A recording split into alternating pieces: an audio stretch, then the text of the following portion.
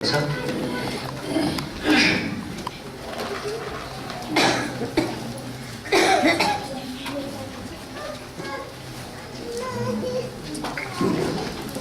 यहाँ हुन पाउनु अत्यन्तै फ्यामिली जस्तो लागिरहेको छ हैन हामी पेप्सी गोलामा हुन्छौँ भने हैन हाम्रो चर्च एउटै विश्वासी हैन एउटै डक्ट्रिन एउटै परमेश्वर हैन हामी अत्यन्तै फ्यामिली इन्भाइरोमेन्टमा छौँ र त्यो चाहिँ अत्यन्तै खुसीको कुरा र प्रेरितको पुस्तक तपाईँले 26 अध्याय पढ्न सक्नुहुन्छ 26 को 18 लाई म हेर्न चाहन्छु 18 पदलाई म पढ्छु तिनीहरूका आँखा खोल्नका लागि अनि तिनीहरूलाई अन्धकारबाट ज्योतितिर र शैतानको अधिकारबाट परमेश्वरतिर फिराउनका लागि र तिनीहरूले पापहरूको क्षमा र ममाथि राखिएको पवित्र विश्वासद्वारा पवित्र हुनेहरूका बीचमा पैतृक सम्पत्ति पाउन्। ओके, परमेश्वरले पावललाई पठाउँदै हुनुहुन्छ ओके मानिसहरूको आँखा खोल्नको निम्ति। त्यसपछि एफिसीको 18 पनि तपाईँहरूले पढाउन सक्नुहुन्छ।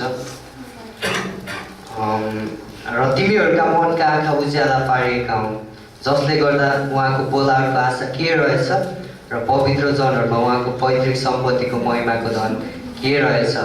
त्यसपछि तल गएर हामी हेर्छौँ भने जान्न सक अर्थात् देख्न सक तिमीहरूको आँखा खोलियोस् ताकि तिमीहरूले त्यो सम्पत्ति त्यो पैतृक सम्पत्ति त्यो धन देख्न सक भनेर पाउँदै भन्छ। प्रभु हामी धन्यवाद दिन्छौँ यो वचनको निम्ति र जे कुरा हामी बोल्नेछ प्रभु तपाईँको आत्माको अगुवाई अनि स्वर्गीय सोच स्वर्गीय दृष्टिकोण हाम्रो माझमा सञ्चार गर्नुहोस्। धन्यवाद येशू प्रभुको नाममा। ओके, पहिलो खण्डमा परमेश्वरले पावललाई पठाउँदै हुनुहुन्छ अविश्वासीहरूको आँखा खोल्नको निम्ति हैन र जब उनीहरूले विश्वास गर्छन् भने विश्वास गर्नेहरूको बीचमा अर्थात् पवित्र हुनेहरूको बीचमा पैतृक सम्पत्ति के उनीहरूले पाउन सकुन् भनेर भनेको छ। अनि त्यसपछि एफिसीको खण्डमा गएर हेर्छ भने पावलले विश्वासीहरूको निम्ति प्रार्थना गर्दैछन् ताकि के भनेको छ पवित्र जनहरूमा उहाँको पैतृक सम्पत्तिको धन के हो देख्न सकुन्।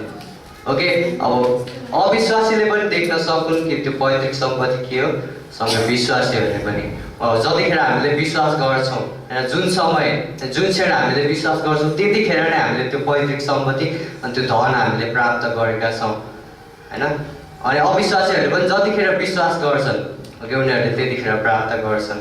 ओके, अब हामीसित छ तर कतिपल्ट हामी देख्दैनौँ होइन। त्यही भएर त पावलले यहाँ चाहिँ प्रार्थना गर्न आवश्यक हामी देख्छौँ। अब ओके के हो त त्यो धन हामी एफिसी 2 को 7 मा देख्न सक्छौँ। अलिकति अगाडि पढ्दा जस्तो एफिसी 2 को 7 कि ख्रीष्ट येशूमा हामीतर्फ भएको उहाँको दयाद्वारा पछि आउने युगहरूमा उहाँको अनुग्रहको अपार धन देखाउनको निम्ति।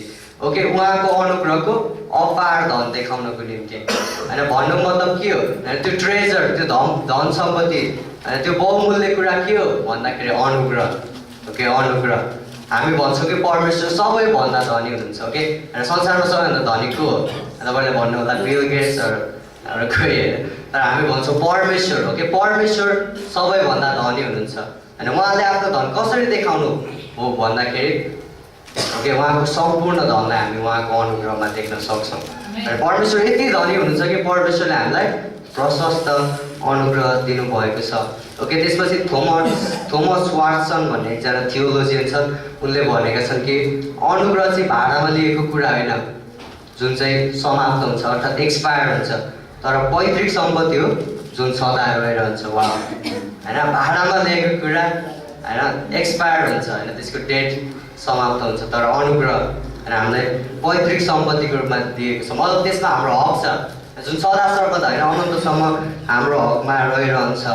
अब एक किसिमले हामी देख्छौँ भने ओके अविश्वासीहरू अन्धा छन् पावललाई परमेश्वरले अनुग्रहको सुसमाचार दिनुहुन्छ ताकि उनीहरूको आँखा खोल्न सकुन्। ओके, अनि फेरि पावलले होइन विश्वासीहरूकै निम्ति प्रार्थना गर्दैछन् एफिसीको 18 मा कि तिमीहरूको आँखा खोलियोस्। एक हिसाबले हामी हेर्छौँ भने सम्पूर्ण मानव दौड नै अन्धो भएको हामी देख्न सक्छौँ हो राइट। अब कसरी सबै मानिसहरू अन्धो भइदिन्छ उत्पत्तिको पुस्तक पढाउनुहोस् न। ओके, उत्पत्ति 3 को 4 देखि 5 मलाई सुन्दै हुनुहुन्छ? ओके, म तपाईँहरूको ध्यान चाहन्छु ल। तब सापले स्त्रीलाई भन्यो तिमीहरू निश्चय नै मर्ने छैनौ किनकि जुन दिन तिमीहरू यसबाट खान्छौ त्यही दिन तिमीहरूको आँखा खोलिनेछन् अनि शैतानले पनि आँखा खोल्दैछ, याद गर्दै हुन्छ, नोटिस गर्नुहुन्छ। जुन दिन तिमीहरू यसबाट खान्छौ त्यही दिन तिमीहरूको आँखा खोलिनेछ। र एक किसिमले शैतानले आँखा खोल्दै थियो होइन, शारीरिक आँखा, ताकि हामी सम्पूर्ण रूपले नेचुरल कुराहरू, भौतिक कुराहरू र शारीरिक कुराहरू मात्र देख्न सकौँ। तर एक हिसाबले उसले हाम्रो आत्मिक आँखा बन्द गर्दै थियो। त्यही भएर अहिलेको संसारको सम्पूर्ण मानिसहरू अन्ध भएको हामी देख्न सक्छौँ। कुनै न कुनै हदले विश्वासीहरू पनि हामी अन्ध भएको पाउन सक्छौँ। परमेश्वरले जे कुरा हाम्रो माझमा प्रकट गर्नुभएको छ, परमेश्वरले जे कुरा हामीलाई दिनुभएको छ त्यो हामी देख्न नसकौँ भनेर होइन। Isn't that interesting? Like interesting कुरा होइन, हामी अन्ध भइरहेका छौँ होइन। शैतानले मानिसहरूलाई अन्ध पार्छ। दोस्रो कोरिन्थी 4:4 हेर्नुहोस् त, अत्यन्तै राम्रोसित पावलले लेख्छन् होइन। दोस्रो कोरिन्थी 4:4 जसमा यस संसारको ईश्वरले, ओके, यस संसारको ईश्वर भनेको शैतान, ओके, संसारको देव भनेर भनेको छ। धेरै टाइटलहरू तपाईँले पाउन सक्नुहुन्छ। त्यो शैतानको टाइटलहरू खोज्दै जानुभयो भने अत्यन्तै इन्ट्रेस्टिङ पाउनुहुन्छ कि सर्च गर्नुहोस् त। यस संसारको ईश्वरले विश्वास नगर्नेहरूका मनलाई अन्ध पारेको छ। ख्रिस्टको महिमाको सुसमाचारको ज्योति तिनीहरूमाथि नचम्कोस् भनेर ख्रिस्ट चाहिँ परमेश्वरको प्रतिरूप हुनुहुन्छ। ओके, शैतानले अझै पनि यही कार्य गर्दैछ। यो चाहिँ उसको मिनिस्ट्री हो, 24/7 होइन, 24 घन्टा होइन, हप्ताको 7 दिन 1 सेकेन्ड पनि विश्राम नगरी उसले अनि यो मिनिस्ट्री गरिरहेको छ। अब शैतानले अविश्वासीहरूलाई अन्ध पारेको छ, ओके, सुसमाचारको ज्योति नचम्कोस् भनेर, र परमेश्वरले चाहिँ पावललाई उनीहरूको आँखा खोल्नलाई पठाउनु भएको हामी देख्न सक्छौँ। अब के दिएर परमेश्वरले उनीहरूको आँखा खोल्न पठाउनु भयो त होइन? के परमेश्वरले केही त्यस्तो लाइट होइन, केही चम्किलो कुरा ताकि उनीहरूको आँखामा देखाउने बित्तिकै आँखा खोलोस् भनेर केही दिनुभयो होइन? मलाई लाग्दैन कि केही दिनुभयो। तर उहाँले दिनुभयो पावललाई अनुग्रहको सुसमाचार, के अनुग्रहको सुसमाचार, परमेश्वरको वचन होइन, जसले चाहिँ मानिसहरूको आँखा खोल्दैछ होइन। जब उनीहरूले सुन्छ त्यसपछि उनीहरूको आँखा खोलिन्छ भनेर त्यहाँ चाहिँ भनेको छ होइन। यसलाई चाहिँ शक्तिको रूपमा भनेको छ। रोमी 8:16 गएर हेर्छौँ भने हामी चाहिँ ड्युनामिक्स होइन, अत्यन्तै ठुलो पावर होइन, अत्यन्तै ठुलो शक्ति हामी पाउन सक्छौँ। ओके, अब शैतानले विश्वासीहरूलाई पनि अन्ध पार्छ केही विशेष सत्यताहरू देख्नबाट होइन। त्यही भएर पावलले एफएसीका निम्ति प्रार्थना गर्दैछन् होइन। एफएसीको मण्डली अत्यन्तै राम्रो मण्डली होइन, अत्यन्तै गुड डक्ट्रिन होइन, अत्यन्तै प्रेमको मण्डली। तर होइन, फेरि प्रकाशको पुस्तकमा गएर हेर्छौँ भने त्यहाँ प्रेम सेलाएको हामी पाउन सक्दछौँ होइन। अनि समस्या चाहिँ के थियो भन्दाखेरि कतिपयले चाहिँ उनीहरू ख्रिस्टमा कति धेरै धनी थिए भन्ने कुरा देख्न सकिरहेका थिएन होइन। कतिपल्ट हामी पनि त्यस्तै हुन्छ, मण्डलीमा आउँछौँ, ओके, हामीले विश्वास गरेका छौँ, उहाँ सबै कुरा राम्रो गइरहेको छ होइन। कतिपल्ट हामी अत्यन्तै निराश हुन्छौँ होइन, कारण हामी देख्न सक्दैनौँ कि कति हामी ख्रिस्टमा धनी छौँ भनेर होइन।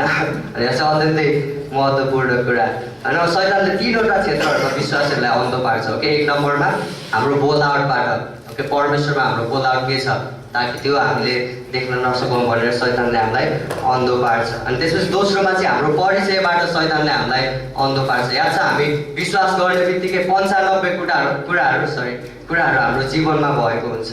ओके, 68वटा चाहिँ पदीय रूपमा अनि 27वटा चाहिँ अनुभव गरिने सत्यताहरू, जुन कुरा हामीले अनुभव गर्न नसकौँ भनेर शैतानले हामीलाई अन्ध पार्छ। ओके, अब तेस्रोमा के छ थाहा छ? ओके, ख्रिस्टमा भएको हाम्रो धनलाई हामीले देख्न नसकौँ भनेर शैतानले हामीलाई अन्ध पार्छ। वा, शैतान अत्यन्तै बाठो छ होइन। अनि हामी चाहिँ बाठो हुने कि नहुने होइन, हामी चाहिँ अन्ध नै भएर बस्थ्यो हो कि होइन। शैतानले हामीलाई अन्ध पार्छ, ओके, ख्रिस्टमा हामी कति धनी छौँ भन्ने कुरा हामीले महसुस नगरौँ भनेर होइन। अब शैतानले बाहिरी कुराहरू हेर्नको निम्ति आँखा खोलेको छ। याद छ, जब होइन आदम र हव्वाले आँखा देख्छन् भने कस्तो हुन्छ उनीहरू? We are all like naked होइन, हामी पुरै नाङ्गो छौँ अनि हामी शारीरिक कुराहरू मात्र देख्छौँ होइन, फिजिकल कुराहरू मात्र देख्छौँ होइन। तर आत्मिक कुराहरू हामी देख्दैन होइन। परमेश्वरसितको उनीहरूको रिलेसनसिप, उनीहरू फेस टु फेस परमेश्वरलाई देख्न सक्थे। तर जब जुन क्षण उनीहरूले त्यो फल खायो, वाह हामी त नाङ्गो रहेछौँ हेर्नुहोस् त, वाह हामी नाङ्गो रहेछौँ होइन। हामीलाई पात चाहियो होइन, खोइ खोजेर ल्याउँ पातहरू होइन, हामी ढाकौँ आफैलाई होइन।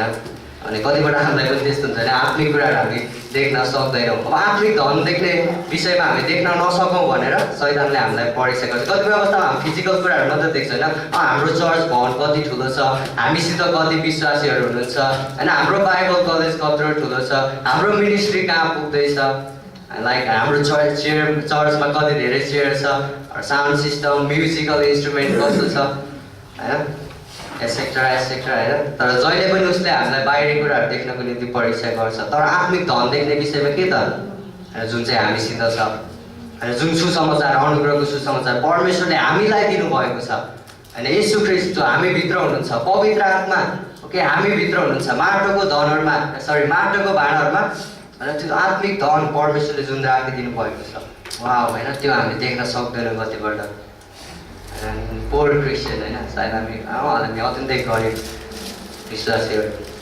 तर परमेश्वरले हामीलाई धनी बनाउनु भएको छ। परमेश्वरले सम्पूर्ण आत्मिक आशिषहरू हामीलाई स्वर्गीय स्थानमा दिनुभएको छ। एफिसी 1:3 होइन, परमेश्वरले हामीलाई ख्रीष्टसँगै बौराएर स्वर्गीय स्थानमा राख्नुभएको छ। लाइक परमेश्वरको दाहिने हातपट्टि हामी छौँ होइन। एफिसी 2:6 अब यो धन देख्ने विषयमा के त होइन, यो धन देख्ने विषयमा के त भनेर हामी देख्न सकौँ हामी कति धनी छौँ, हाम्रो शत्रुले हाम्रो आँखा बन्द नगरोस्, हामीले देख्न सकौँ। लाइक हामी प्रार्थना गरौँ पावलले चाहिँ कि परमेश्वर हाम्रो आँखा खोलिदिनुहोस् ताकि हामी देख्न सकौँ होइन, हाम्रो आँखा खोलिदिनुहोस् होइन। लाइक हामी डाँडामा बसालेको सहर ओके ज्योति हामी चम्किरहेका छौँ, हामीले नै त्यो देखेन भने लाइक म चम्किरहेको छु मलाई नै थाहा छैन भने सायद कसैले मेरो अगाडि ऐना लिएर राखिदिनुपर्छ होला होइन, म चम्किरहेको छु मलाई थाहै थिएन। कतिपल्ट हाम्रो आँखा खोलिन आवश्यक छ ओके, यही म्यासेज ओके। हाम्रो प्रार्थना गरौँ प्रभुले हाम्रो आँखा खोलिदिनु भयो, त्यस प्रभु हामी धन्यवाद दिन्छु यो वचनको